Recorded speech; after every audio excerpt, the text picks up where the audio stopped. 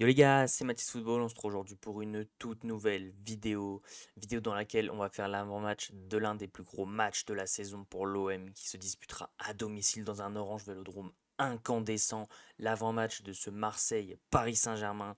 Juste avant que la vidéo commence, je compte sur toi pour t'abonner, liker, commenter, partager et on va partir sans plus attendre pour cette vidéo. Donc hop, on va bouger de là parce que les gars, ma compo, vous l'aurez après. On va d'abord regarder un peu ce qui s'est passé dernièrement pour les deux équipes. Alors Paris en Ligue 1, ça sort d'une victoire 4-2 face à Strasbourg, une très belle équipe de Strasbourg face à laquelle on a perdu en plus chez eux 1-0 avec des buts de Mayolou, Asensio, Barcola et Likanguin. À noter que le Paris Saint-Germain a quand même encaissé 2 buts sur ce match-là, a pas mal concédé, 16 tirs et 8 cadrés. Bon, en termes de classement, le Paris Saint-Germain, on le sait, ils sont premiers, bien évidemment, parce qu'il y a une certaine marge de manœuvre en Ligue 1. Mais voilà, on a vu quand même que des équipes pouvaient les bouger. Strasbourg en a été capable. Et le PSV en Ligue des Champions, parce que le Paris Saint-Germain a joué mardi en Ligue des Champions face au PSV. Ils ont fait un partout les mecs après un match où on a remarqué que le plus gros manque de ce Paris Saint-Germain, c'était le numéro 9. Parce que, tout simplement, quand je vais vous montrer les stats, 26 tirs, 8 cadrés, les mecs. Déjà seulement 8 cadrés pour 26 tirs. C'est pas énorme. T'es sur un match où t'es à 2,43 expected goal. Tu dois le gagner tous les jours. Voilà, le PSV, c'est limite un petit vol qu'ils font. Mais du côté du Paris Saint-Germain, on l'a remarqué, le problème, c'est le numéro 9. Là, c'était Lee Kangin qui était titulaire. Face à Strasbourg, c'était Asensio. Voilà, Luis Enrique qui met très très souvent des faux neufs. Donc pour tout ce qui va être possession de balle, garder le ballon, c'est très pratique. Le Paris Saint-Germain, c'est ce qu'ils vont essayer de nous imposer de façon dimanche. C'est garder le ballon, nous presser, vraiment essayer de vraiment jouer la possession, le jeu de Luis Enrique. Mais s'il n'y a pas de numéro 9, ça va être compliqué pour eux parce qu'ils ont un milieu de terrain franchement qui est très bon. Là, on avait du Fabien Ruiz, mais sinon en temps normal, on est sur du Vitinha, Neves et là potentiellement à la place un Zaïre Emery. Défensivement, bon, défensivement, le seul qui fait l'affaire, je pense quand même dans ce Paris Saint-Germain, c'est peut-être Pacho. Parce que Marquinhos, on sait que voilà, ça a tendance à se chier dessus un peu. Nuno Mendes, bon, c'est comme d'habitude très très fort. Et Hakimi, bon, bah, c'est Achraf Hakimi, hein. Et en attaque, pareil, c'est très fort. À part le numéro 9, bon, c'est très fort. Dembélé, on sait qu'il va tout mettre à côté. Barcola, c'est un jeune en devenir. Et le numéro 9, il n'y en a pas. Mais voilà, comme quoi le Paris Saint-Germain n'est pas imprenable, alors que l'Olympique de Marseille, on reste sur une victoire, certes, face au dernier de Ligue 1, les mecs, mais une victoire 5 buts à 0 à Montpellier. Une victoire écrasante de notre équipe avec un match abouti. Un but de Wai, déjà ça fait plaisir, Wai buteur. Harit également buteur, ça fait plaisir. Højbjerg, après le gros match qu'il a fait, il mérite d'être buteur.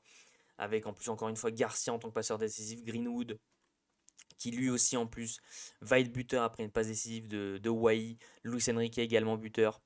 Et voilà, le Montpellier héros qui a pris un rouge parce que l'OM ne font que concéder des rouges ou faire en sorte que les équipes d'en face prennent des rouges. On a été l'acteur principal de ce match avec 21 tirs et 10 cadrés. Quand même 13 tirs pour Montpellier et 5 cadrés. Merci à Roulik sur ce match qui a livré une prestation XXL.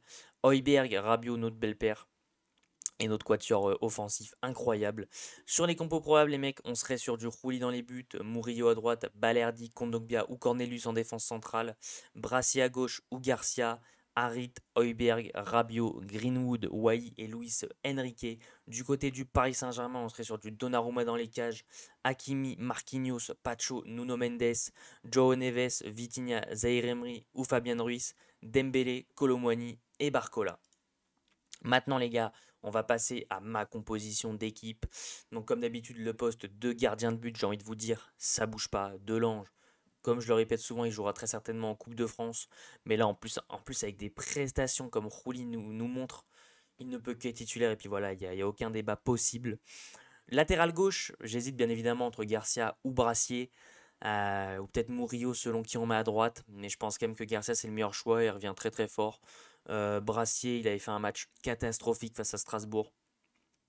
Vraiment, il avait joué latéral gauche, il s'était fait prendre de tous les côtés. Et là, je me dis, face à des Dembélé, des Hakimi, mettre un brassier, ça risquerait de faire mal. Donc, je préfère sécuriser Garcia, voilà, qui a quand même une bonne pointe de vitesse pour couvrir un minimum Hakimi et Dembélé. Et voilà, être capable d'apporter le surnombre en attaque sur les côtés, parce que Merlin est encore un peu juste. La défense centrale, bien évidemment, les gars, Leonardo Balerdi, le capitaine titulaire, sans hésitation. Et j'ai hésité entre, encore une fois, un Brassier, Cornelius ou Kondogbia. Et Kondogbia, on sait que ça en parle en défense centrale. Brassier, voilà, qui fait pas un bon début de saison. Cornelius qui monte quand même un peu en puissance, mais c'est pas l'assurance tout risque non plus, balle au pied. Je me dis que Kondogbia, en tout cas, balle au pied, si l'OM veut avoir une maîtrise, c'est peut-être la meilleure option. Et côté droit, Murillo, après un début de saison plutôt plus que correct, où il mérite des titulaires, voilà, Rongier face à un Barcola, non. Murillo, pourquoi pas, même de toute façon, ça sera lui. Donc voilà, Murillo côté droit. La doublette Rabiot-Højbjerg, bien évidemment. Højbjerg qui sort un match XXL face à Montpellier, même qui sort un début de saison XXL. Et Rabiot, bien évidemment, face à son ancien club.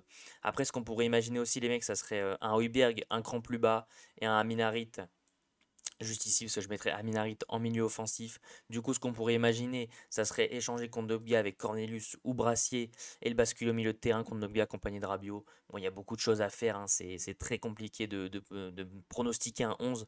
Mais moi, je pars sur un 4-2-3-1 pour l'instant, avec Harit en MOC. À gauche, il y a l'option Jonathan Rowe. Je partirais quand même sur du Luis Enrique qui va apporter une plus grande stabilité quand même, balle au pied, qui est quand même peut-être un peu mieux pour casser les lignes, qui sait en plus très bien s'intercaler entre les lignes. On l'a bien vu sur les premiers matchs avec Roberto De Zerbi, qui va moins percuter, qui va moins perdre de ballon également, face à un Paris Saint-Germain qui ne voudra pas nous le laisser justement. Donc avoir un joueur qui est capable d'avoir la maîtrise, pardon, ça pourrait être bien. Après, je dis pas Jonathan Rowe, moi je le ferai rentrer peut-être à la 60e, vraiment pour vraiment avoir une demi-heure où il va pouvoir bouger les choses. Mais je mettrai quand même Enrique titulaire. Mason Greenwood à droite, il n'y a pas de débat possible. Hein, Greenwood titulaire tous les jours. Et Eli Wahi, de toute façon, à l'absence de. Enfin, Neil Maupay qui fait son retour, mais voilà, qui sort d'un carton rouge. Je le mettrai pas titulaire, puis Wahi qui sort d'une prestation plus qu'aboutie face à Montpellier avec un but et une passe décisive. Il n'y a pas trop de débat, je partirai sur Wahi en pointe. En tout cas, les mecs, c'est tout pour ce petit avant-match pour le Classico. Je compte sur vous pour être présent déjà parce que je vais commenter le match sur ma chaîne YouTube. Donc, je compte sur vous pour être présent. Voilà, plus on sera nombreux, plus ça me fera plaisir. Je vous invite à liker cette vidéo pour le référencement, à la commenter, à vous abonner en activant la cloche des notifications pour ne rien louper sur la chaîne YouTube, à me suivre sur tous mes réseaux sociaux qui sont dans la description. Sur ce, on continue de supporter l'Olympique de Marseille. On espère battre le Qatar Saint-Germain. C'est pas le Paris Saint-Germain, c'est le Qatar Saint-Germain avec pas de numéro 9, une défense horrible, des ailiers mauvais, un milieu de terrain assez bon, mais voilà, on espère les taper, les gars. Ça fait trop longtemps. Et la stat qui fait plaisir. Les deux dernières fois qu'on a affronté le Paris Saint-Germain sans Mbappé, on l'a emporté. Donc on espère l'emporter. Bon, allez, les mecs, je vous laisse là-dessus. C'était Mathis Football. Allez, l'OM. Ciao, l'équipe.